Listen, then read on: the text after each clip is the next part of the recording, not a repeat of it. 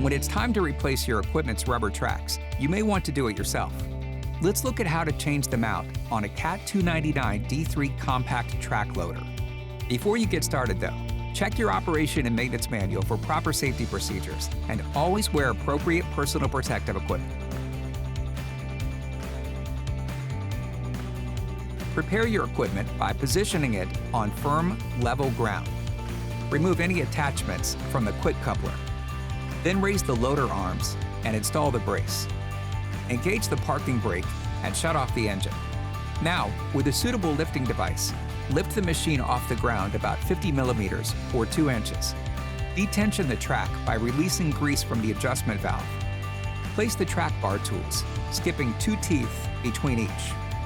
Next, rotate the track toward the front idler. Once the 3 bars are around the idler, make sure the surrounding teeth are disengaged. Use a pry bar to finish removing the track while using cribbing to support the weight. Position your new track so that the track lugs are inside the rear idler, and position the front of the track onto the front idler so that the teeth are against it. Lift the track with a suitable lifting device to re-engage the teeth.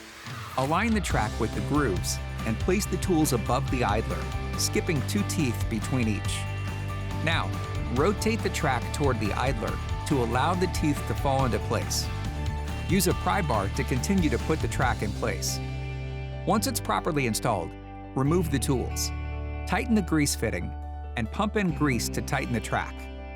Finally, check track tension by measuring the sag from the middle roller, and then add or remove grease as needed.